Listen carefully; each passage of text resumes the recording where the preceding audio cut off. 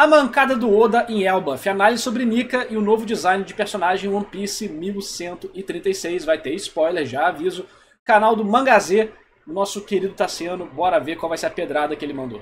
Com o design da nova personagem de One Piece, problemas com Nika sendo abordado em Elbaf. E mais uma vez trouxeram à tona a discussão sobre destino estragando a obra de One Piece. E não é bem assim. Eu sei que o novo capítulo de One Piece pode... Olha, pra ser sincero, mesmo que não seja efetivamente destino, a fandom de One Piece critica muito o Naruto por causa disso.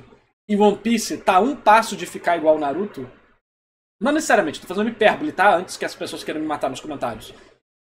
Mas o povo já preemptivamente passa pano. Isso que eu não gosto. Cara, seja honesto nas suas críticas e nos seus elogios. Entendeu? One Piece tá indo por um caminho de destino que, mesmo que não seja destino, efetivamente na história, é feito como um utensílio narrativo que usa forças maiores para fazer com que o personagem consiga vencer desafios sem uma explicação pragmática dentro da história, deixando para elementos extra perceptíveis, né? Coisa tipo, o mudar da era, a vontade, sei que, tipo, até um certo ponto, beleza. Mas começa a acumular tantas coisas, mais tantas coisas, mais tantas coisas, que efetivamente está virando destino. Mesmo que não efetivamente seja destino. Ninguém falou, é a criança da profecia. Tá quase. Vamos ser sinceros. Em One Piece tá quase o Rayleigh falando que o Luffy é a criança da profecia. Isso estraga o One Piece? Não necessariamente. Eu não acho que isso vai estragar a história de One Piece. Só que as pessoas criam tanto essa raiva enraizada de alguns elementos que eles não aceitam que a história chegue perto desses elementos. E aí já criticam, independente daquilo ser bem aplicado ou não. Entendeu? Então, eu acho que o Luffy, ele está recebendo muitos elementos da história que fazem ele superar desafios sem necessariamente essa superação estar calcada no progresso narrativo direto da história. Aquilo está sendo interpretado de outras maneiras, como motivação, determinação, que eu honro aqui, né? Com elementos transcendentes desse mundo. E, em certo modo, todo shonen faz isso. Todo shonen trabalha a batalha de ideal na batalha da porradaria. Todo shonen trabalha a autoconfiança na porradaria. Todo shonen batalha a determinação dos personagens na porradaria. E quem tem os valores maiores, ganha.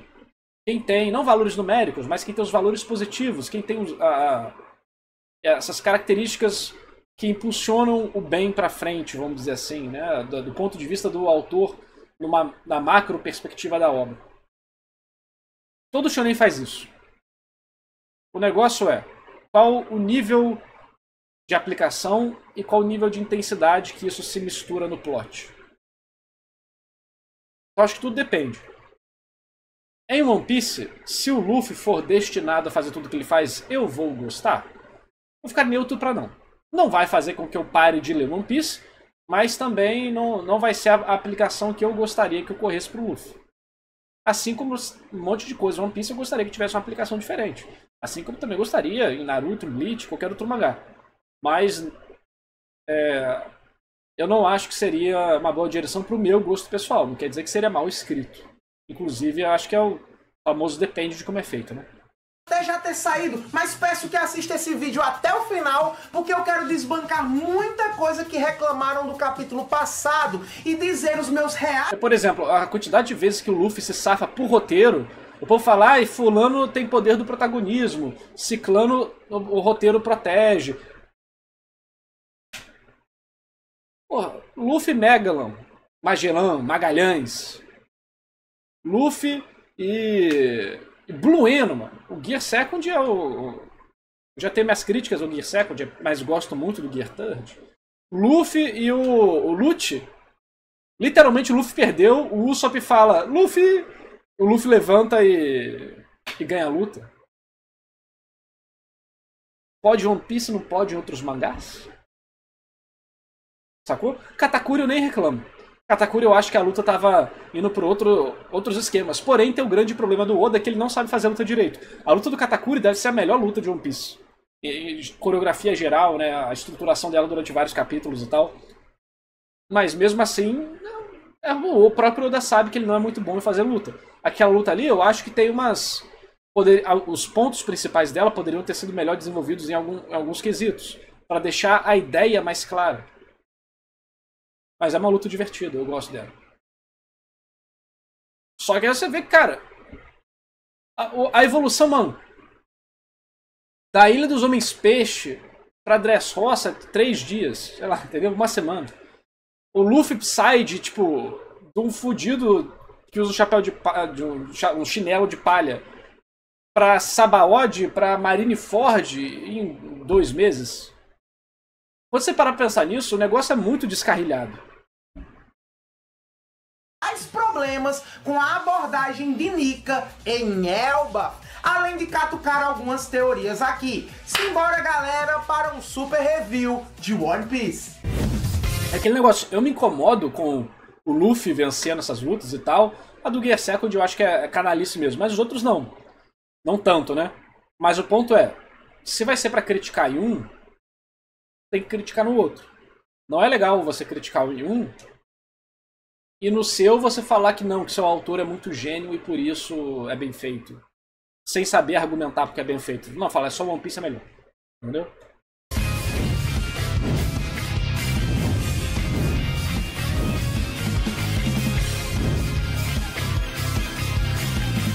Não vai mais fazer análise semanal de One Piece? Eu tô de férias do YouTube, mano. No canal principal não tá saindo nada.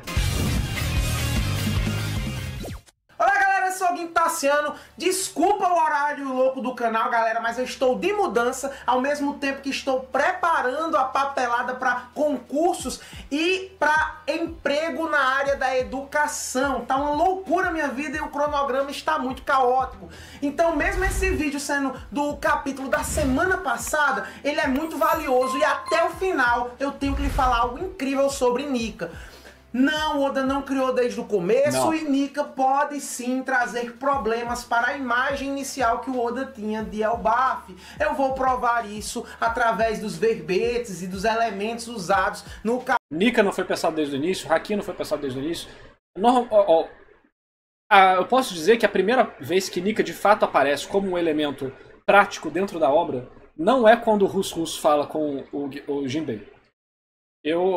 Eu não acho que é ali, eu acho que é antes. É quando o Kaido vence do Luffy pela primeira vez no primeiro ato de Wano. Quando o Kaido olha pro Luffy, o Luffy tá caído no chão meio que encarando ele, desacordado. Ali é o primeiro momento que eu acho prático que Nika existe dentro da história. O Oda deve ter pensado antes, né, de Wano começar, ele deve ter planejado isso e tal. Então, deve ter sido antes de Reverie, ele deve ter pensado sobre o Nika. Mais ou menos por aí, eu acho que foi.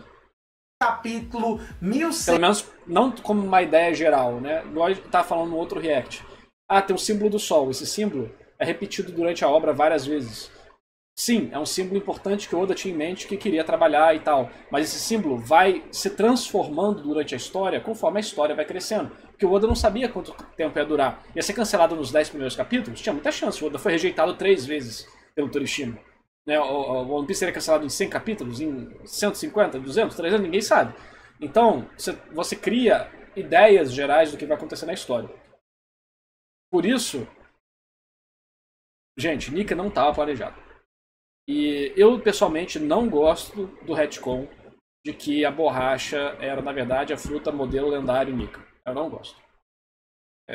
Eu acho legal a forma Nika, acho ela overrated. Tipo, é uma forma legal, mas, mano, saiu a parada, o nego tatuou. Antes de ter couro, o povo já botou o Curupira, cara! Calma, mano! Entendeu? Ah, Luffy branco! Ah! Porque se fosse o Luffy preto, você não gostava? Então, tipo, a galera, eu acho que pirou demais. É uma forma legal, e eu acho que ela traz muita coisa legal na história, principalmente da forma que o Luffy luta. Que é uma coisa que tinha se perdido no pós-time skip. Virou Elephant Gatling Gun. Acabou, era só isso que ele fazia. Mas com o Nika, ele faz muita coisa diferente, interessante, que gera né, brincadeiras na tela. Pode perder a mão? Pode, mas eu acho isso melhor do que estava antes. Eu acho isso ser mais próximo do Luffy para time skip, que eu gosto muito. Então, mas eu acho que nego falar a melhor transformação dos animes, pô, pelo amor de Deus. Mal introduzida, mal explicada, gerou uma confusão do caralho. E a outra, o Luffy perdeu, aí morreu, aí voltou, ai meu Deus. Apesar de já ter tido alguma coisa ali, mesmo assim não foi o suficiente para apresentação da técnica, na minha visão. Eu vou elaborar isso melhor nos vídeos. Talvez analisando eu consiga perceber algumas coisas que eu não peguei na minha leitura casual. Não sei se concordo contigo, Narcio. Normal, não precisa concordar comigo. Estou dando minha opinião aqui. Enquanto estou só falando minha opinião, sem ter a minha análise de base para poder corroborar com fatos, aí realmente é disse-me disse. Mas igual eu tô falando, talvez quando eu for analisar, eu perceba de algumas coisas que eu não lembrava antes. Ah, isso aqui, pá, isso aqui. Entendeu? Mas, em geral, o Oda não liga, não é que ele não sabe, ele não liga de apresentar poderes de forma competente. É assim com o Diablo Jam, é assim com a Shura, é assim com o Gear Second, e vai ser assim com todos os personagens. Então, o Oda, ele não apresenta poderes. Só que, quando vira uma cartada de vou vencer a luta, aí complica, entendeu? Os fãs de One Piece vão querer discordar porque eles não aceitam que o Oda pode errar, né? Esse que é o problema. 136. Não vou revisar quadro por quadro porque estamos um tempão atrasado. Vamos apenas pontuar e mergulhar nos principais núcleos agora. Galera começa comemorando, galera, e muitos humanos que chegam em Elbaf acabam achando que o submundo é Elbaf. Não imaginam que existe outros andares no mais alto da árvore. Ou seja, os humanos chegam, a base rasteira lá, com montanhas gélidas e feras sinistras, é o submundo, e eles acham que é Elbaf, vão-se embora ou esperam a bússola carregar, não sei. Poucos chegam na área do sol, onde o Luffy tá com a galera. Temos a interação dos chapéus de palha, muita diversão, conversa, geral se impressionando com a pele do Jinbe, Sanji paquerando, e o Road que vira escravo da Nami. E olha só, o capítulo tem um diálogo direto sobre como recompensa já é o reflexo do poder de um pirata. Sempre foi. Sempre foi. Não é um reflexo direto do poder do pirata, né? Mas sempre foi... O cartaz de procurado sempre foi o medidor de Ki. Sempre. Só que o Oda sabe que ele tem um espaço para brincar ali. Então, ele usa isso como um indicador para falar, cara, essa pessoa é um perigo para o governo mundial. Você pode projetar que ela pode ser muito poderosa, pode ter uma informação muito valiosa e coisas do tipo. Mas, em geral, sim, os próprios piratas usam isso como power level. Isso acontece antes de Skype, na ilhazinha, quando o Bellamy tá querendo bater no Luffy, e aí o povo pega o jornal e a recompensa do Luffy é 10 vezes maior do que o Bellamy. Aí todo mundo fica com cagaço do Luffy, vai Bellamy, não sei o que. Sempre foi usado. Coisa que eu digo no vídeo do Akainu e digo em outros vídeos aqui, que a análise tem que considerar a recompensa sim como um apontamento flexível do nível de poder de um personagem. Isso é cagado e cuspido. Daí começa um debate sobre como é o deus Nika. Ou melhor, como é o deus do sol de Elbaf. Título esse que todos os gigantes querem alcançar. Os gigantes querem ser o deus do sol. Tem-se apenas alguns elementos, algumas interpretações muito difusas sobre como é esse deus do sol. Ele é um deus que governa o mundo. Não, ele é um deus da libertação. Não, ele é o deus da destruição. Nada disso. Ele é o deus da risada. Há uma escritura antiga em Elbaf. A parte da risada de One Piece eu acho meio forçada, cara. Esse negócio já, por onde ele passa, ele faz as pessoas rirem, fica meio... Eu acho que é tão direto, tão escarrado na cara. É um negócio que eu acho que poderia ficar tão legal com sutileza. Um negócio que, inclusive, se tá falando do deus da risada, o Luffy faz as pessoas rirem. Cara, olha a oportunidade que você tinha em um ano na Vila da Risada para trabalhar a relação desses temas. Isso não foi. Não foi. Entendeu? Eu não falo muito de si na história, mas quando você pega alguns temas que estão lá na...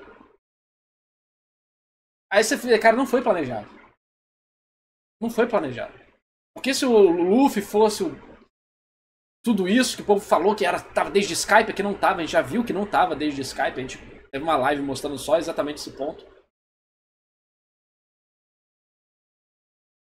A parte das risadas, das smiles, seria conectada de alguma forma, mesmo que não diretamente, mas tematicamente. Não foi. Nem o Sanji foi na parte da comida, né? Nem o Sanji foi na parte da comida. Essa é uma parte tão boa de Wano, essa parte da risada, a morte do Yalce, a revelação das Smiles. É uma parte tão boa, cara. Mas imagina se em vez de 50 capítulos subindo escada, a gente de luta inútil, a gente tivesse isso, cara. Isso que eu fico... É inconcebível isso pra mim, entendeu?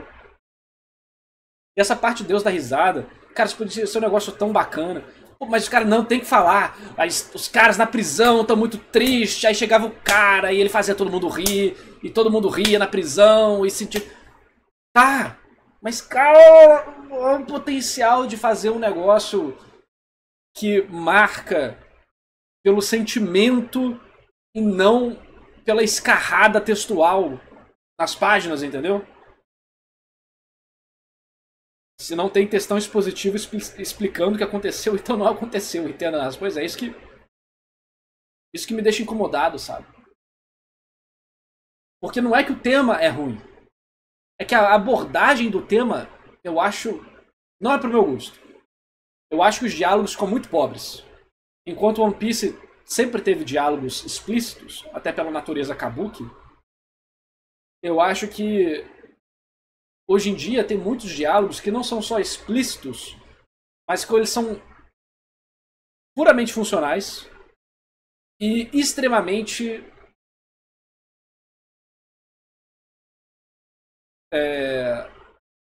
eles não quebram a quarta parede, mas eles invadem a quarta parede. Sacou? Eles invadem a quarta parede. O negócio que a página, tipo, você vê o negócio tentando sair ali, pra você, entendeu? Tipo, sei lá, e eu fico incomodado com isso, porque eu vejo Heaven, entendeu? Eu vejo Zou. E eu fico, caraca, mano, o Oda é muito brabo. O plot de Zou lá do Raizo escondido não precisou de gente falando que o Raizo estava escondido. Não precisou de gente falando de segredo. Não precisou de quando eles encontraram o Raizo. Eles falando, Raizo, nós ficamos falando que você não estava aqui, por isso perdemos nossas pernas e tal. Não precisou, cara. Era o diálogo padrão One Piece, mas com a qualidade que quando chega a reviravolta... Ei! Emoção, o Raizo tá vivo, caralho, o sacrifício que eles fizeram, a amizade deles, meu Deus, é incrível. Você vê em Heaven, todo o diálogo, porra, informação da trama geral, informação de Heaven, informação de personagem, tudo ao mesmo tempo. Olha os desenvolvimentozinhos ali, né? Aí você fica, caraca, o Oda é muito foda. E aí chega toda essa parte do Nika, que parece que ele tá tentando enfiar na história, tipo, cara, eu não tinha planejado isso, mas agora vai, e tome, enfia na história, enfia na história. E aí tem uns diálogos que ficam só muito... Dá pra ver a dificuldade do Oda em comparação a outros arcos, outros temas, como que ele trabalha alguma coisa que ele de fato planejou, uma coisa que ele não planejou. Ele ainda é muito bom em pegar elementos passados, reconectar e transformar em algo que faz sentido dentro da obra? Sim. O Oda é muito bom nisso. Só que dá pra ver as diferenças, cara. É igual o Haki. O Haki, o Oda não sabia, e depois vai ser o mantra, aí aqui a partir de Alabasta vai ter mais ou menos isso aqui. Mas até o Oda chegar de fato, sentar a bunda pra desenvolver o Haki, time skip. Até lá meio bagunça e tal. Então dá pra ver que alguns elementos o Oda não sabe medir a mão dele. Porque o trabalho de One Piece é muito complicado. Qualquer mangá é. Mas como o Oda tem um trabalho de conectar várias pontas soltas e tal, é uma dor de cabeça extra. Então a coesão, quando tudo é muito coeso e você tem alguma coisa que não é coesa, você cria, pá, contraste. Entendeu? Então, comparado o que é planejado com o que não é planejado, fica muito óbvio. Dá pra, inclusive, podia fazer um vídeo identificando as coisas do Oda só pelo mérito narrativo delas, assim, tipo, de ver a execução deles e falar, isso aqui foi planejado, isso aqui não. Mas o Nika, dá pra ver que eu gosto, eu acho a adição boa pra história, na parte da coreografia, eu acho que é um visual legal, eu acho que traz mais coisas positivas do que negativas pra história. Mas a parte do Luffy e do diálogo envolvendo esse tema, eu acho que, principalmente o diálogo, talvez o diálogo seja um dos culpados para atrapalhar todo o resto. Mas o diálogo eu acho muito fraco. Às vezes é uma escrita que eu nunca vi em One Piece. E isso é uma crítica. Porque desde o início, mesmo quando era piada, o plano é tal, Luffy, então a gente vai fazer Y. Não, Luffy, seu idiota, vamos fazer X. Tá bom. Entendeu? Toda vez isso. Aí depois é o Django. Aí o Django não sabe. Aí Zengay, explica o plano 4 vezes. Aí grita na cabeça do Luffy. Bate na cabeça do Luffy. Até ali, você conseguia ver como aquilo ali estava dentro de um contexto específico que não justifica, mas tá dentro do planejamento, vamos dizer assim. E os diálogos de Nika... Nossa. Mano, o Rus chega... O Nika estava em Impel Down, os prisioneiros de Impel Down, você não sabe quem é Nika. Cara, que diálogo. Deve ser um dos piores diálogos de Wano, com certeza. Chamada Halley, numa língua antiga que ninguém consegue traduzir hoje disso. Ele é o deus da risada. Há uma escritura antiga em Elbaf, chamada Halley, numa língua antiga que ninguém consegue traduzir hoje em dia. Será que nem a Robin? E ela descreve muito sobre o Nika, sobre esse deus do sol aí, só que como a tradução é imprecisa nos tempos de hoje, muitos das gerações seguintes de Elbaf começaram a interpretar várias vertentes sobre como é o deus do sol. Ele é um deus da destruição, ele é um deus da risada, ele é um deus que governa o mundo. O que é? Cada um se agarra à interpretação que melhor sucede o seu pensar para a imagem de Nika. E isso é muito gostoso, porque reflete que Nika não tem meio que uma personalidade indiscutível. Reflete até que Nika vareia dependendo de quem comeu a Akuma no Mi. Tem até esse gráfico aqui. Esse gráfico da trindade cristã pro Nika explica bem, mas eu acho... Provando que não, Nika não é o Luffy. Joy Boy já foi Nika, Luffy é o Nika agora, mas antes pode ter existido outro Nika. E quem sabe... Tem um meme do mito da criação do Gênesis sobre a visão gnóstica. E aí tem que é tudo diferente. É a mesma coisa, mas é tipo Matrix. Estamos basicamente no mundo, já não no inferno, né, mas um mundo ruim. E tem o balanço perfeito de dor e prazer pra gente permanecer não querendo sair daqui, né? Igual Matrix. Aí é a parte que o cara que tá fazendo o vídeo, né? Tem os arcontes discutindo, né? Caraca, como é que a gente vai explicar? Porque, tipo, Jesus é nessa visão, né, gnóstica. Jesus é Jesus mesmo, mas ele veio com uma manifestação superior contra o Demiurgo, que seria o Deus punitivo. E aí eles têm que arranjar um jeito de explicar quem que é... botar, tipo, encobertar essa informação e tudo mais. Ele fala, não, aqui, na verdade, eu sou Jesus e Jesus sou eu e o Espírito Santo... E aí um dos arcontes fala, cara, que ideia idiota! Que explicação horrível! Aí a arconte fala, não, cara, mas é um mistério. Eles não vão entender o mistério e vão ficar discutindo durante milênios. Isso é como eu posso dizer? É uma profanação, um pecado, né, pra galera da religião. Mas É tipo aqui, né? O Oda não sabe o que fazer, tava perdido com o Nika. O Nika não é o Joy Boy já foi Nika, o Luffy é o Nika, mas não é o Joy Boy, entendeu? Sabe, cada um com uma pegada diferente. Então eu acho que todos os apontamentos que os gigantes disseram sobre Nika ser Deus da destruição, da risada, da libertação, eu acho que todos estão certos. De acordo com as escrituras, o mundo já foi destruído duas vezes. Não, o povo do gnosticismo, os caras eram chapados, literalmente chapado, tá? Era alucinógeno e outras coisas o dia inteiro. E Nika estava presente nessas duas vezes. Ele foi o herói que tentou evitar a destruição do mundo? Ou foi ele que destruiu o mundo nessas duas vezes? O importante é que Nika aparece sempre que o mundo está prestes. E na real tem muita coisa bíblica na trama de OP. Esse paralelo com a volta do Messias Joy Boy até o cavalo gigante de Frank Family são chamados de Sodoma e Gomorra. Não me surpreenderia se o tesouro final fosse a árvore do conhecimento do bem e do mal. Cara, é muito possível que seja alguma árvore, né? Akuma no Mi, algo do tipo. Mas, cara, mano, são dois cavalos do mar que já foram ignorados na história e nem tinham importância. Chamados Sodoma e Gomorra. Não tem muita coisa bíblica na trama de One Piece. É porque vocês veem com olhos ocidentais.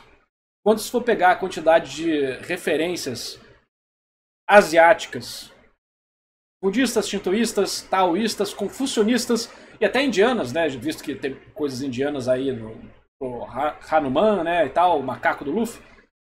Aí vocês vão ver o que realmente é. O negócio é que existem muitos paralelos de sabedoria, de conhecimento, de compaixão, Porra, teve um cara chamado Joseph Campbell que ele basicamente fez isso, de pegar os mitos e lendas de todos os lugares do mundo e ver como eles são muito parecidos. Né? Então, porque manifestam dramas humanos. Mas o asiático vê o cristianismo como algo místico, irado, né? Igual a gente vê o shintoísmo e fala, caraca, Susanoo, muito irado, poder do Naruto. Tsh. Eles veem as nossas coisas e fala tipo, caralho, o anjo da morte, entendeu? Mesma coisa. Há uma grande transformação. E galera, como assim?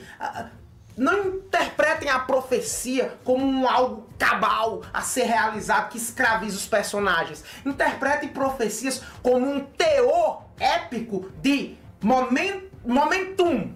O momento em que algo irá impactar. Vou dar uma de Getou. Nika apareceu porque o mundo estava mudando, ou o mundo veio a mudar porque foi o momento que Nika apareceu.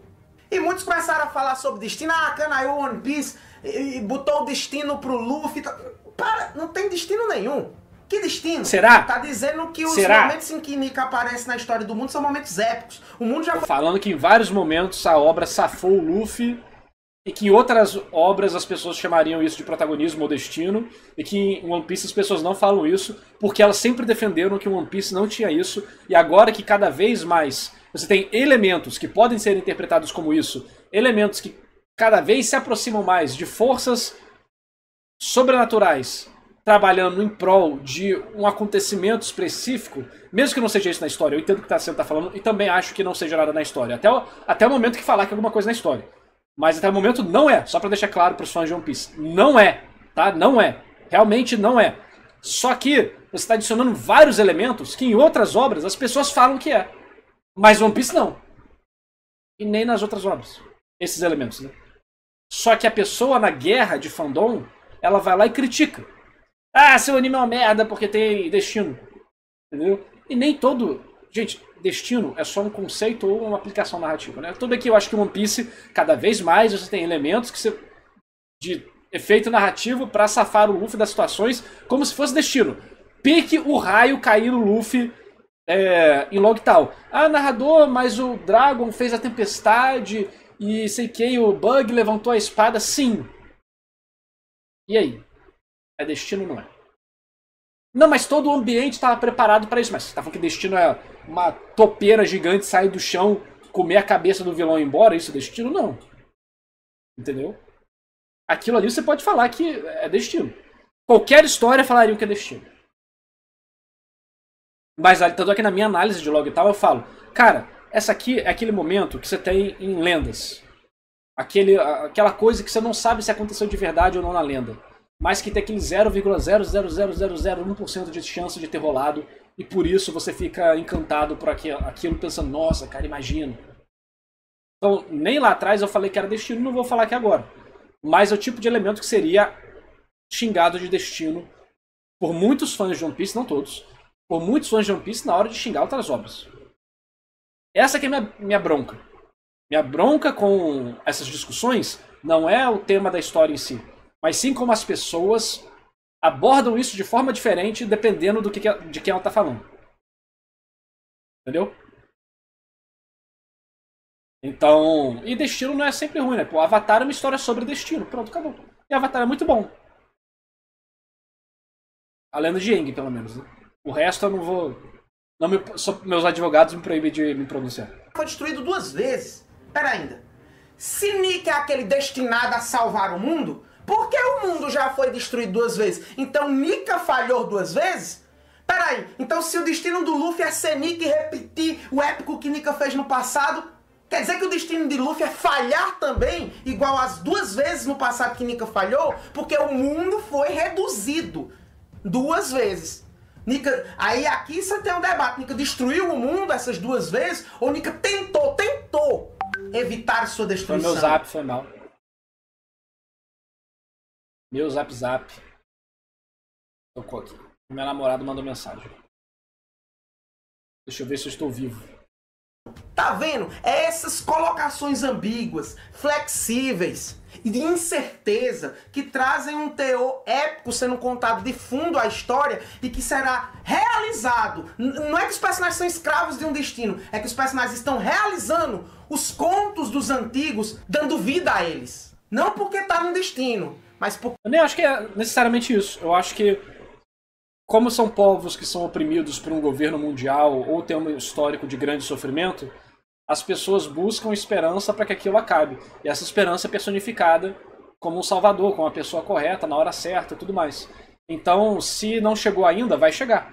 Ah, Nika falhou as 2 vezes? Não é que ele não falhou, é que ele não chegou de verdade. Ou não estava na hora certa. Ou seja, é a profecia autocumprida que a gente chama, né? A profecia é que um dia um bom governador do Rio de Janeiro será eleito e acabará com a criminalidade. Quando isso vai acontecer? Daqui uns 30, 40, 50, 100, 200 anos? Talvez. Mas um dia vai acontecer. Ou não. E se não acontecer, é porque não chegou a hora ainda. Mas um dia vai acontecer. E a pessoa fica nesse sempre um dia vai acontecer. Vai chegar. Entendeu? Porque ecoa suas ações com as ações de muitos do passado. Loki e Harold queriam ser Nika. E dá bem gostoso aqui da gente interpretar que cada um tinha uma visão própria de Nika para se colocar. O Harold, que era o antigo rei de Elbaf, queria juntar as nações com outras. Ele tinha meio que essa visão do Nika da galera. Libertação, vamos todos nos unir, todo mundo junto. Já o Loki abraçou a interpretação do conto de Nika como ele sendo um deus imponente da destruição. Eu disse aqui, e agora todo mundo vai sacar, mas eu disse aqui desde a aparição de Loki, que Loki só fala em destruição, que os balões do Loki toda vez vem Hakai, destruição. Isso é pista de sua Akuma no Mi. Eu falei, destruição, destruição, destruição. Agora estão ligados que o tema do Loki é destruição. Mas o tio tá assim, ó, já tá farejando isso faz tempo. Ele abraça essa ideia de se mostrar como Loki é o personagem que eu tô mais interessado nesse arco. Alguém da destruição, porque eu acho que ele quer sim ser Nika e ele acha que Nika é... Porque ele é a pessoa que tem... Ele é a princesa do arco, né? Todo mundo acha que ele é o filho da puta, mas na verdade ele é a pessoa correta, mas ele é a pessoa certa, mas o jeito dele é errado, né? Ele é uma pessoa de bom coração com o exterior conturbado. Só que exatamente esse bom coração que vai ser a solução, mas também a causa dos problemas. Esse vassalo da destruição. Então ele vestiu esse imaginário pra ele. Esse rei de Elbaf, certeza que ia se aliar ao governo mundial, e por isso o Loki tá certo. Por aí mesmo. Não duvido nada de ser isso. Daí temos a descrição do mau agouro que é Loki, galera. Antes do nascimento, o rei Herald recebeu uma profecia dizendo que ele seria morto pelo próprio filho. Daí eu já coloco uma coisinha aqui que eu extraí disso. Peraí, se ele recebeu uma profecia, quem foi o vidente? Tem que ter um vidente em Elbaf. Será que esse vidente é o Randall? aquele que enxerga tudo, que toma conta da Bifrost na mitologia nórdica? Ou será que as pacas do destino? Nossa, vai ter alguma figura histórica com referência mitológica à mitologia nórdica para ser aquele que lê o destino e que fez a profecia do Harold aí, antes do arco acabar. Podem cobrar. Desde que nasceu o Loki. A profecia é só o haki da observação avançada, né? Já comentei sobre como não gosto de que essas coisas individuais, especiais, sejam apenas haki. Apesar de profecia ser muito mais tolerável do que a Nami, que sente as coisas e falar, não, isso é haki da observação. Eu acho que isso tira a individualidade dela como personagem. Não que faça sentido ou não, mas tira a individualidade dela como personagem. Quando você vai vender o pitch do personagem pro público, pra empresa, pra esse tipo de coisa, eu acho que deixa ela menos. As habilidades dela serem puramente haki diminui os elementos que tornam a personagem especial e diferenciada dos outros. Não que anula, mas diminui, é um a menos. Matou o cavalo da sorte da família real. Aconteceu da Lilin matar o guerreiro lendário Joru. Desastres naturais começaram em Elbaf. A rainha morreu 1 ano após o seu parto. Ele domava os animais do submundo e soltava na cidade, além de causar incêndio enquanto ria. Tudo isso eram as travessuras de Loki. Loki é um caos, Loki é algorento, ele é o mal. Muito semelhante a como é contado na mitologia nórdica, né? Que todo o mal das histórias nórdicas é o Loki.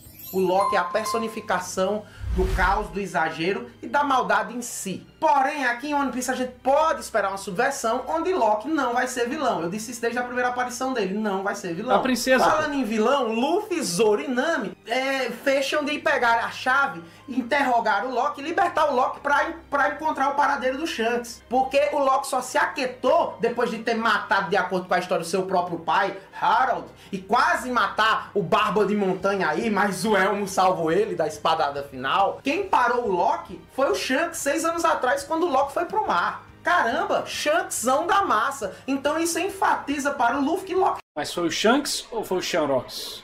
Acho que foi o Shanks mesmo. Realmente sabe onde o Shanks... Não vou nem falar do Shanrox, né? Fica quieto. Está, e o Luffy está indo libertar o inimigo de toda a nação. Pô, Luffy otário fazendo isso com esse povo que recebeu ele tão bem. Bom, galera, o Luffy é pirata, galera. Deixa de achar que Luffy é político, que Luffy é algum santo aí, um mormon batendo de porta em porta. Mas também é o filho da puta, né? Chegar na ilha, deixa eu soltar seu criminoso mais perigoso, só porque o cara pode me falar onde é que o Shanks está. Pô, o Luffy às vezes... Eu só aceito esse ato do Luffy porque o Luffy, ele sabe que o Loki não é uma pessoa ruim. O Luffy, só porque ele sabe que o Loki é de boa, na essência que ele tá fazendo isso. Porque se o Loki fosse mal na essência, o Luffy não faria isso. O Luffy só tá fazendo isso porque o Loki é uma pessoa essencialmente boa, mesmo que conturbada. Senão o personagem não faria isso. Tanto é que o Oda deu algumas pistas, né? Disso, falar, não, o Loki é gente boa. Aí o povo fica, o quê? Isso aqui não é? Mas... eu acho que tem tanta coisa acontecendo devido à quantidade de personagem, devido ao ambiente, tanta coisa. O One Piece ficou tão inchado de elementos que é aquele negócio, né? Os personagens vão tendo menos espaço para mostrar suas nuances e detalhes legais e acabam sendo reduzidos aos elementos principais dele. Então o Luffy fica meio sem noção. Eu já falei disso algumas outras vezes, como o Luffy em alguns momentos é meio sem noção, sendo que ele nunca... Antigamente ele era avoado, mas nos momentos certos ele tinha noção para lidar com pessoas. Em certos momentos ele, no post-time skip, o autor dá uma vacilada nisso. Aqui eu não acho que ocorreu isso, porque, novamente, o Luffy sabe que o Loki é essencialmente bom. Não, o Luffy é pirata, faz o que quer. Tem uma cena parecida lá em Skype. Em Skype ele dançou, ele festejou com a galera, mas no final ele queria levar o ouro da galera lá sem consentimento deles e ir embora. Só que a galera entrega o ouro de bom grado, mas o Luffy, ó, roubou o ourinho e foi embora. Por quê? Porque ele veste o semblante de pirata. É assim que pirata é. Então ele vai fazer o que é do interesse dele. Ele tá indo libertar Loki. Loki esse que tá muito bem pressionado e visitado pelos 2 cavaleiros sagrados. Ai, cara, o Oda vai introduzir mais uma organização no One Piece Não vai acabar em 5 anos nem ferrando. Amigo. E a mulherona que gerou polêmica já revelou o seu nome. É quase o meu. É Gunko o nome dela. É quase o Ginkgo. Se a tentativa dela dar em cima de mim, essa gajosa. Ela é a Gunko, mostra o design. E galera, muito se falou do design dela. Mostra a pré-checa. Porque não tem calças, porque ela é toda coberta aqui, aí fica só com a calcinha. Pô, Oda taradão, não sei o que. Geralmente, galera, eu entro nesses assuntos como, pô, o pessoal que é muito puritano, reclama de ter pele, a galera gosta de sensualizar. A CP parte 2, cara, a CP0 foi meio que uma decepção na história, né? Eu sempre achei ela desnecessária e depois de ler tudo, um dos maiores desperdícios do Oda no pós-time skip foi a CP0. Que decepção a CP0, que decepção, decepção. Espero que os Cavaleiros Reais não sigam por esse caminho. As mulheres mesmo, às vezes de sensualizar homens também, porque no público feminino os homens, quando é para agradar as mulheres, quando é para alimentar um certo desejo, eles são muito construídos para encantar, para isso. Aqui é um pouco devasso, mas... Não, a personagem, pô. Aí eu vou ter que defender meu mano Oda. Olha, mano. Olha que o design bom, mano. Se liga. Olha o contraste das mangas muito grandes, que já se conectam com o poder dela, né? As mangas muito grandes que se conectam com o poder dela. Olha só como que se tem um espaçamento, ó, roupa, sem roupa e roupa de novo, você cria mais um contraste visual de cores. Você tem as botas grandes aqui, ela tem tudo bem que ela tem 5 metros de perna, né? Mas One Piece. Você tem botas com formas geométricas muito fortes, tá vendo aqui, aqui. E a bota dela depois também dá pra ver como que é grande, né? Cadê? Deixa eu ver se... Não, pra ele isso. não mostrou, né? Aqui é um pouco... Tipo, é bem chamativa a bota dela. Tem aqui a capa, né? Aqui um cachecol com um capuz, né? Cara, o design dela é bom, mano. Ela tem até um elemento assimétrico aqui, ó.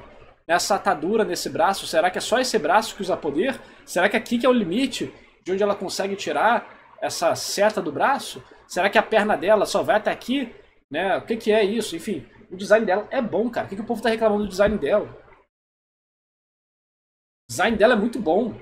E olha que eu sou o primeiro a falar de design ruim em One Piece. Mas o design dela tá muito bom, cara. Pode não gostar, tudo bem, Black. Não tem problema. Mas é bom, tipo, não tem como dizer que, caraca, o Oda fez merda aqui. Não fez. O cara seguiu várias regras certinhas pra fazer um design interessante. Assimétrico. Ela tem até heterocromia, né? Devasso. Assimétrico. E pintaram com a cor do cabelo da Nami. Assimétrico. Aqui o chapéuzinho dela é virado pra um lado. A atadura do outro. Assimétrico, com marcações visuais intensas, como a manga muito maior. E contrastes, que é a coxa exposta e joelho para baixo e quadril para cima coberto. Muito bom. Mas as mulheres de combate, de obras de luta, são estilizadas com uma certa sensualidade ou até descaratismo mesmo. Então eu sempre vou na contramão disso, não, você só tá com medo de ver pele e tal. Mas dessa vez me incomoda sim o design que o Oda fez. Por quê? Porque o One Piece é bom em estética. E eu sempre expliquei aqui que há uma diferença entre design e estética. Design pode ser como o personagem é feito. Ah, ela é assim, assim, assim, é isso que ela veste. Estética é como o design do personagem conversa com a obra, trabalha uma temática, conversa com o mundo e a história narrada. É até um complemento à narrativa muitas vezes. Então, a mulher era ataduras, era faixas a temática dela. O Oda, beleza, ele podia tirar as calças dela aí, deixar ela assim, mas o certo seria ele encher de faixas. Será que é tema de faixa? Não sei, a personagem apareceu tem 2 capítulos. Ela tem uma habilidade com uma seta e sai meio com uma seta da mão dela e tal, através que vai desfazendo o corpo dela. Será que é faixa o tema dela? Não sei. E mesmo supondo que seja, vem a questão de uniforme, né? Se ela faz parte de uma organização secreta e tem um uniforme, fazer individualização de personagens que usam uma roupa que é para tirar a individualidade deles é um negócio complicado. E a gente tem que entender o que o Oda quis fazer ali. Vamos ver como é que vai funcionar a personagem. Porque a gente já viu, por exemplo, que ela pode ficar com a mão gigante, com a bota gigante. Então não é tão... Entendeu? Esse design, pelo que a gente viu no capítulo aqui, que ela fica com a bota gigante, esse design talvez não funcionasse. Eu acho que não funcionaria. Eu não gostei, pessoalmente, desse design, seguindo essa estética de faixa que o Tassino tá falando. Eu achei que o design dela tá bom, e a estética vai depender do que vai acontecer ainda. Mas não me desagrada, não. Essa imagem dela engolfada pela temática de faixas, ataduras, botar as pernas dela mesmo despida, cheia de ataduras. Mas não, ele deixou o canto mais limpo do mundo. Nem tatuagens de setas ele quis colocar ali. Foi totalmente gratuito. Você acha que o cara vai querer... Politeísta. Você acha que o Oda vai querer trabalho extra pra ficar desenhando tatuagem? Já percebeu que poucos personagens têm tatuagem em desenho assim? Porque é um inferno ficar desenhando tatuagem. Quanto mais tatuagem, pior. Fachado, enrolado e com a... Eu achei tranquilo, eu não tenho nada a reclamar disso aqui. E vamos ver como é que vai ser. Talvez no futuro possa mudar, talvez. Vamos ver como é que vai ser. Mas eu acho muito cedo pra falar alguma coisa. seta puxando contra a gravidade. Ele já falou que a Akuma no Mi da flecha não tem nada de atadura, então. Não tem nada de faixa. E o povo às vezes já... Ah, o tema dela é faixa. Quem falou? Vozes da minha cabeça. O Tassino foi lá e copiou o que a voz da cabeça da outra pessoa disse. Esse que é o problema, vamos com calma. Tassino caiu no conto do vigário aqui. Enforcando o lobo. Loki diz, lobo, lobo! E aquele irmão do Shanks, né, fala, se pouparmos a vida dele, você muda de ideia e vem conosco. E o Loki fecha o mangá dizendo, é esse tipo de acordo? Então, infelizmente, aceite o seu destino, amigo. Guerreiros não choramingam diante a morte. Eu vou apenas pegar a fúria que eu gerarei aqui, engolir, e quando estiver solto, destruir o mundo! Tema da destruição, todo mundo é fã do Loki, o Loki é brabo demais. E agora vem minha crítica real a Nika. Galera, Nika está... Gostei muito dessa cena do Loki, tá? Gostei muito, estou muito interessado no Loki, achei muito legal. O personagem tá crescendo muito, mesmo estando preso.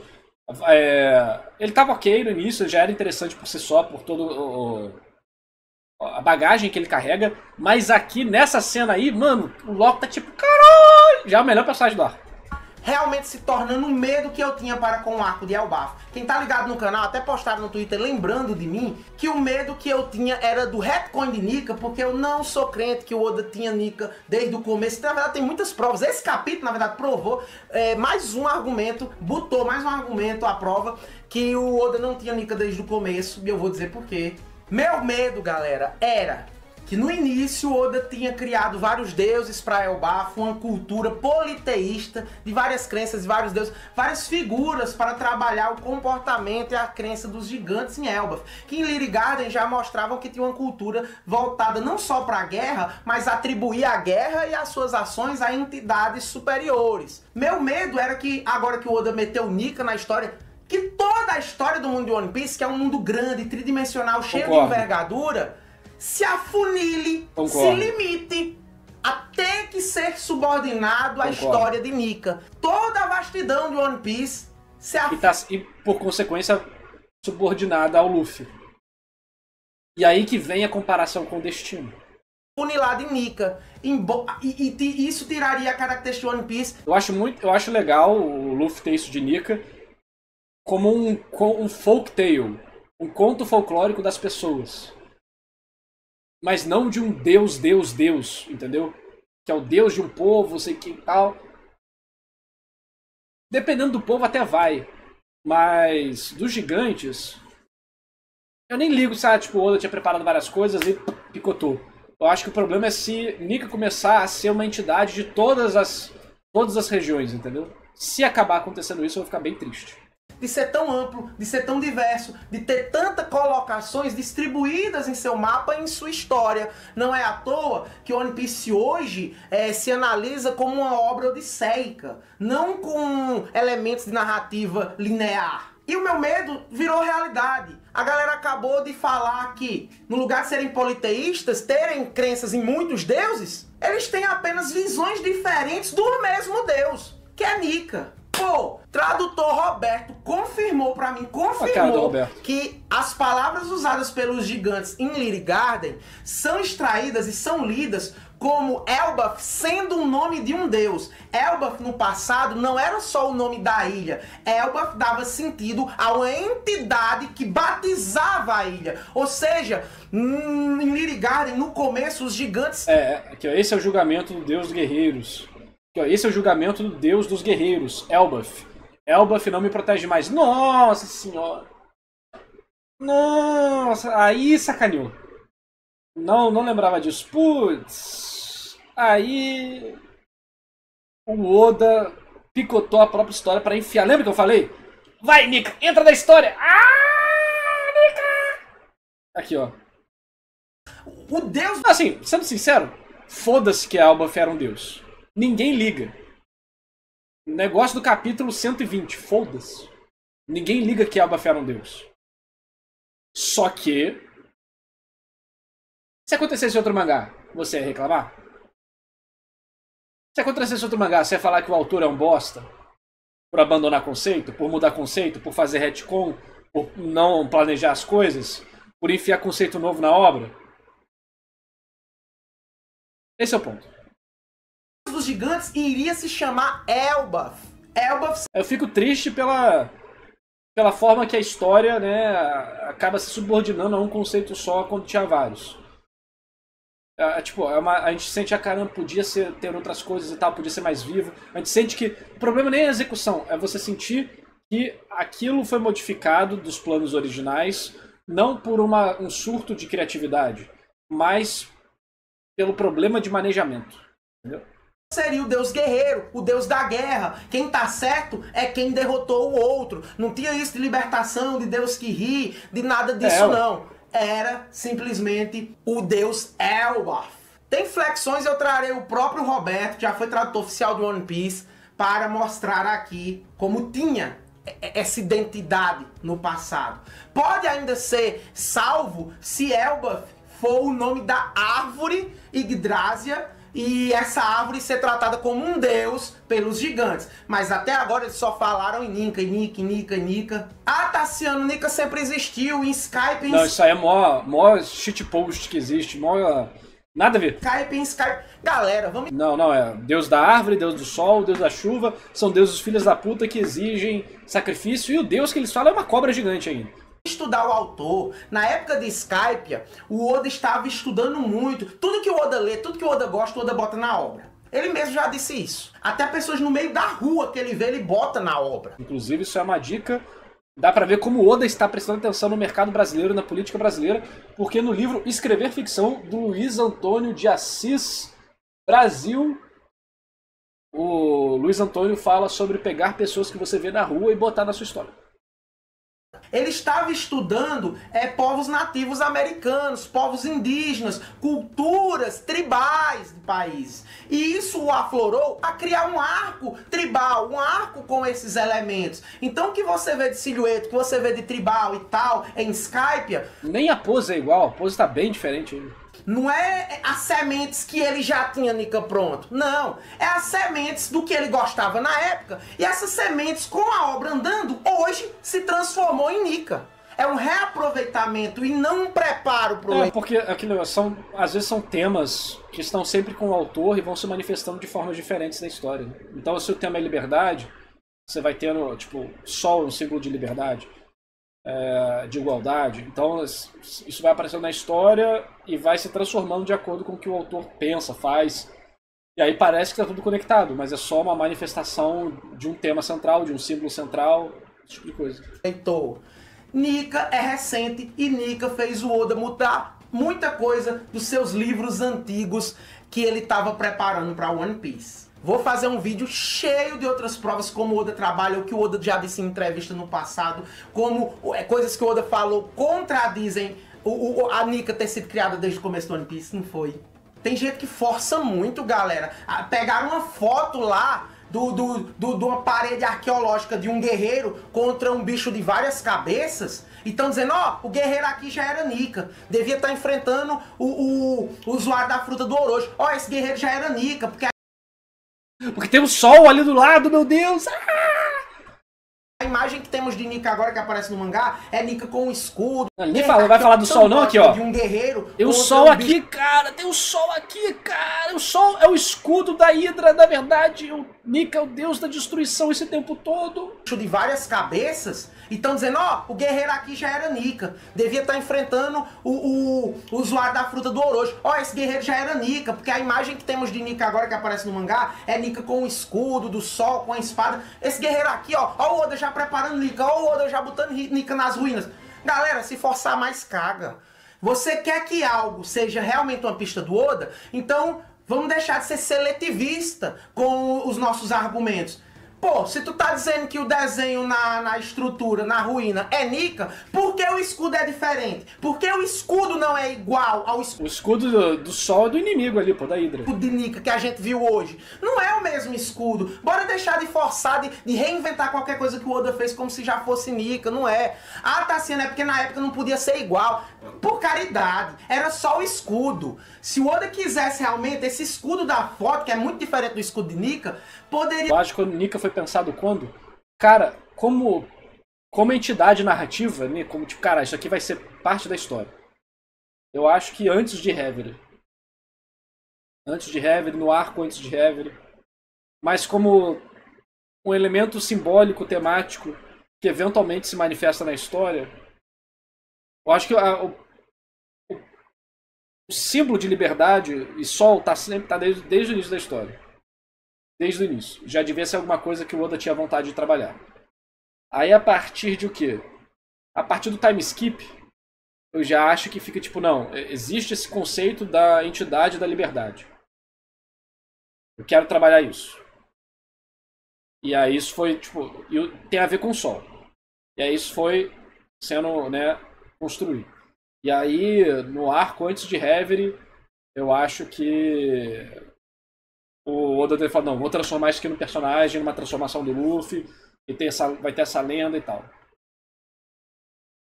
Ter sido igual, com o símbolo do sol, com os 8 buraquinhos, isso não ia entregar nada, isso iria servir de ponte pro agora. Então ele nunca pensou em Nika lá no começo, isso aí era apenas uma foto referencial e tribal de coisas que ia animando o Oda, assim como ele fez em Alabasta, na arquitetura de Alabasta. Então, meu medo está se tornando realidade, parece que é o bafo, a cultura, as crenças, o mundo de One Piece no seu mais alto senso criativo, vai resumir todo o divino e crenças humanas a Nika. Pô, eu acho isso broxante. Cadê os outros deuses? É só Nika que tem? É só Nika. Ah, muda o nome na cultura, mas é só Nika. Porque não tem outros. One Piece sempre teve de tudo, sempre teve tudo dividido. Porque agora tudo vai afunilar num ícone só. Eu não curto muito isso. Deixa nos comentários se você curte, se você não curte. E vamos aguardar o próximo review, que eu vou trazer muito mais anedotas. Tá sendo derretendo, mano. Ele desliga o ventilador pra gravar o vídeo porque, né, senão interfere. E o cara mora no deserto do Saara, mano. Foda. Ó, ótimo vídeo tá sendo. Concordo com basicamente tudo que ele falou. Eu acho que tá sendo um cara muito sensato e que merecia mais inscritos porque... Finalmente o mangá de... O Tassiano realmente, além de saber e de falar coisas legais, ele é um cara extremamente honesto intelectualmente. Então, quando é pra criticar o que ele gosta, ele critica. Quando é pra elogiar o que ele não gosta, ele elogia. E isso é algo muito importante pra análises e coisas do tipo. Tassiano é muito divertido, muito gente boa. Uma figura meio polarizante pra alguns, mas eu gosto muito dele. É um cara muito gente fina. E essa análise dele aqui, eu acho que foi certeira.